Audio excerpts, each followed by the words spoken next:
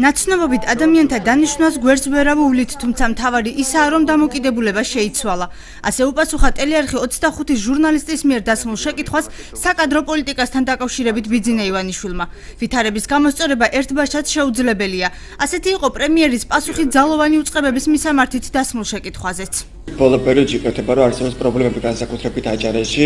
ფიქრობთ, რომ ეს არის გადასახადი რაღაც პრინციპები, იგივე აჭარის შემთხვევაში მინდა დაგესახელოთ ფაქტები, რომ თქვა იგივე ფინანსის და ეკონომიკის ministri დანიშნულენ 4 თვის შემდეგ გათავისუფლდა დატოვებამ თანამდებობა სხვადასხვა 40 მილიარდი დოლარის ინვესტიციას პირდებოდა აჭარის საზოგადოებას ეს მონოდინები გააჩინა. ასევე დააკავეს შემოსავლების სამსახურის უფროსი გია ემირიძე და გუშინელ დაკავებაზე თქვენ ასევე ბრძანეთ ხელმოჩეურის ახალდანიშნული გამგებელი და მოადგილე გაათავისუფლეს. ანუ ფიქრობთ, რომ აქ უკვე იკვეთება საკადრო პოლიტიკის პრობლემა. დასაქმების გადაწყვეტილების დასაქმების კრიტერიუმი არის ნაცნობობა. ამას ძალიან ხშირად აღიარებს და ამას სულმა დუმაზე. ეს კონფერენციაზე და ჟურნალისტები გამომეკიდნენ. ამასაც ალბათ საქართველოში ვერაული ძალიან დიდხანს ხარ და ფრანგებსაც უყვარს ნაცნობობით.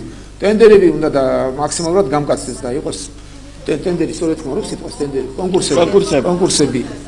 კონკურსები უნდა მაქსიმალურად შემოვიღოთ, მაქსიმალურად დავაფუძნოთ, გამოვკაცროთ პირობები, რომელიც ნაცნობობის პროცესი დაკნინდეს.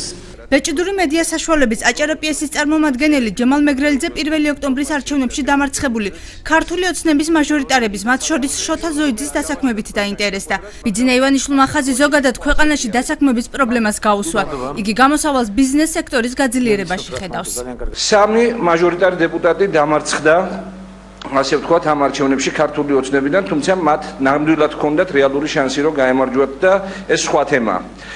ეს ადამიანები დღემდე რატომღაც აღმოჩნდნენ ჭრილში და მე კონკრეტულ მაგალითსაც დაგისახელებ, თუ გნებავთ უნიჭიერესი მწერალი საზოგადო მოღვაწე შოთა ზოიძე აბსოლუტურად იგნორირებული აღმოჩნდნენ და ისინი აპირებენ რა თქმა უნდა თქვენთან შეხვედრას, მაგრამ ამ შემთხვევაში კითხვა ასეთია, რას უპირებთ ამ ხალხს, დასაქმდებიან თუ არა ისინი რაიმე თანამდებობაზე. ეს პრობლემა არსებობს მთელი საქართველოს მასშტაბით და ვერ ვერევით მართალი რომ გითხრათ.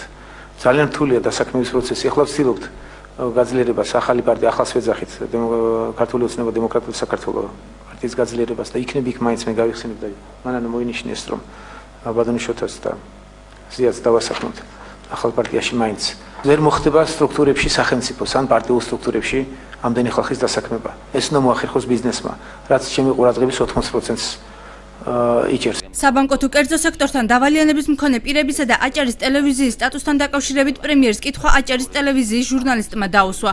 ბიძინა ივანიშვილმა პასუხად აღნიშნა, რომ ტელევიზიასთან დაკავშირებით გადაწყვეტილება საზოგადოების აზრის გათვალისწინებით იქნება მიღებული. ფინანსური პრობლემების მქონე პირების მისამართით კი აღნიშნა, რომ საკითხზე მუშაობა გრძელდება, თუმცა მთავარ პრობლემას მიკროსაფინანსო ორგანიზაციები წარმოადგენენ. რთული პროცესია ძალიან დიდ თანხებზეა საუბარი. ბანკებიც ესე ვთქვათ გაჭედილნი არიან, მათაც არ აქვს სურვილი გაყიდვის და გამოგდების. თუ ბანკებთან მოლაპარაკებას კიდევ შეიძლებოდა მიღწევა და რაღაცის შედეგის მიღება, ძალიან აფერხებს ამას მიკროსაფინანსო ორგანიზაციების სიმრავლე და მათი არსებობა. ისინი იცით ხო, რასაც საუბრობ, ხო, კერძო სერცხებს ეძახიან თუ რაღაც, იქ არის საოცრად მაღალი პროცენტები. თქვენ აუცილებლად შეგეკითხებით. როდესაც კონკრეტულად დადგება აჭარის ტელევიზიაზე, იქ ბიუჯეტიდან თანხებზეა საუბარი, ეს თანხები შეიძლება მოხმარდეს აქეთ, შეიძლება მოხმარდეს ამას. აჭარის ტელევიზიის სანაცვლოდ შეიძლება პირველმა არხმა მოახერხოს და იფუნქციონიროს და აიღოს ეს დატვირთვაც. ეს არის კითხვები ჩემთვისაც.